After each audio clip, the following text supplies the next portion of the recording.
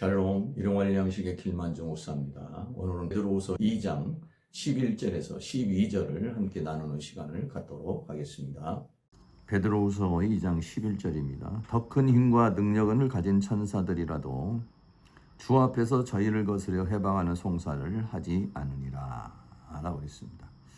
이제 천사들의 송사에 대해서는 얘기입니다. 더 큰 힘과 능력을 가진 천사들이라도 하면 미가엘 천사장과 같은 이런 힘을 가진, 능력을 가진 천사장들을 말하는 것입니다. 이런 천사들이라도 주 앞에서 저희를 거스려 해방하는 송사를 하지 않으니라. 다시 말하면 하나님 앞에 모든 심판권을 맡긴다라고 하는 것입니다.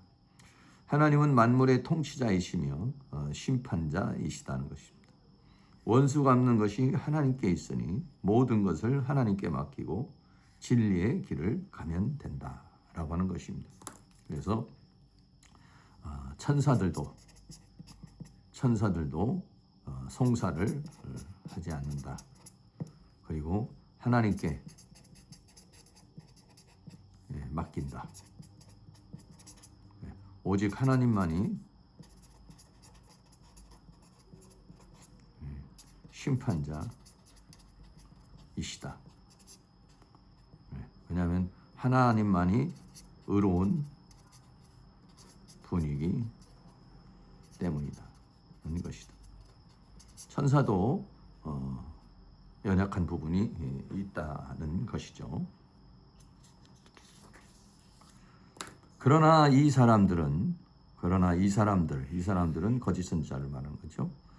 본래 잡혀 죽기 위하여 난 이성 없는 짐승 같아서 그 알지 못하는 것을 회방하고 저희 멸망 가운데서 멸망을 당하며 라고 했습니다. 그러나 이 사람들은 거짓 선지자들 또는 거짓 선생들을 가리켜서 말하는 것이죠. 본래 잡혀 죽기 위하여 난 이성 없는 짐승 같아서 그랬습니다. 이성이 없는 그랬어요.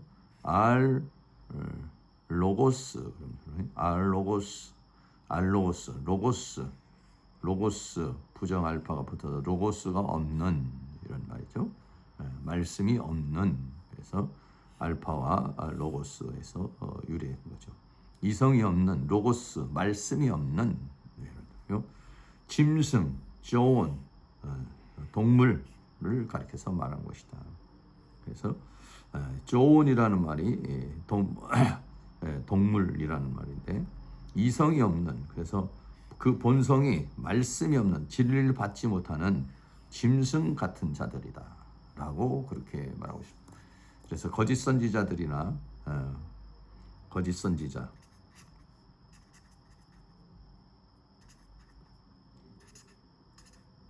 거짓 선생 이런 사람들은 짐승과 같다. 겉은 사람이지만은 하나님의 말씀 로고스를 받지 못하는 그런 사람이다라고 하는 것이죠. 그래서 계시록에서도 보면은 이 거짓 선지자와 적그리스도를 짐승으로 표현합니다. 그래서 여기서 말하는 이제 조온이라는 동물인데 동물은 데리온 조금 헬라어 문자가 또 깨졌네요. 데리온이라는 말인데 계시록 13장 1절에 보면 내가 보니 바다에서 안 짐승이 올라오는데 뿔이 10이요 머리가 7이라 그 뿔에는 10면류관이 있고 그 머리에게는 참남된 이름들이 있으니 라고 그랬죠. 그래서 계시록 13장에는 666이 나오는데 이것을 짐승의 표라 라고 이렇게 말하고 있죠. 짐승이라고 하는 것은 뭐냐면은 겉은 사람인데 하나님의 말씀을 받아들이지 못하고 본래 잡혀 죽기 위하여 난 이성 없는 짐승 같은 그런 존재를 가리켜서 말하고 있는 것입니다. 하나님의 말씀을 받지 못하는 자를 짐승이라고 그렇게 표현하고 있습니다. 그 알지 못하는 것을 회방하고 그랬어요. 사단에게 미혹이 되어 진리를 깨닫지 못하고 하나님을 대적하고 회방한다라고 하는 것입니다. 그 알지 못하는 것을 회방하고 라고 했어요. 그래서 진리를 받아들이지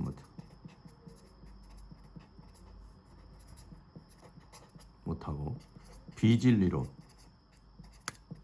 진리를 회방하는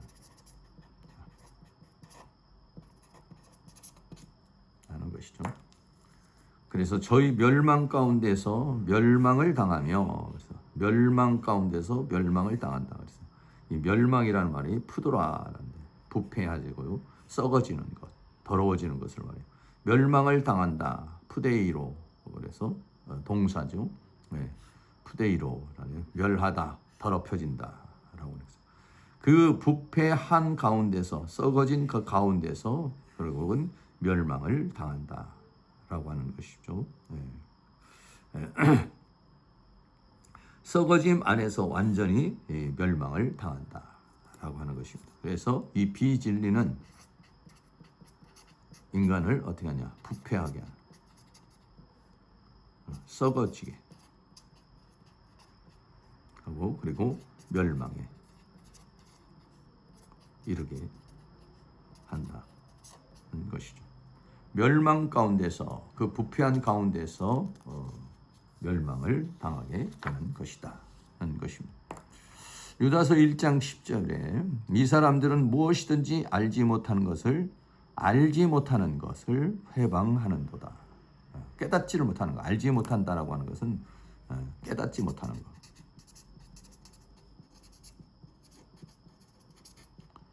진리를 깨닫지 못하는 것을 말합니다. 또 저희는 이성 없는 짐승같이 본능으로 아는 그것으로, 이성 없는 짐승같이 본능으로 아는 그것으로 멸망하느니라. 그래서 하나님의 말씀을 받아들일 수 없는 그런 짐승 같은 그런 자들. 그래서 복음을 전해 보면은 하나님의 말씀을 받지 못하는 자, 영을 받지 못하는 자, 진리의 영을 받지 못하는 그런 사람, 꽉 막힌 그런 사람들이 있습니다. 베드로후서 2장 19절, 저희에게 자유를 준다 하여도, 저희는 일반 그런 따르는 자들을 말하는 거죠. 자유를 준다 하여도 자기는 멸망의 종들이니 누구든지 진 자는 이긴 자의 종이 됨이니라 라고 그랬어요. 멸망의 종, 스스로서 자신도 멸망에 이르고 따르는 자도 멸망에 이르게 하는 자다 하는 것이다. 고린도후서 11장 3절에 뱀이 그 간계로 이와를 미혹해 한 것 같이 너희 마음이 그리스도를 향하는 진실함과 깨끗함에서 떠나 부패할까 두려워한다. 그랬습니다. 뱀이 그 관계로 이와 하와를 미혹한 것 같이 너희 마음이 그리스도를 향하는 진실함과 깨끗함에서 떠나 부패할까 두려워하노라. 부패한다는 것은 뭐냐면 이 비진리에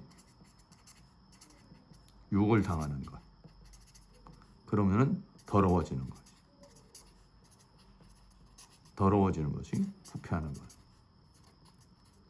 말하는 것입니다.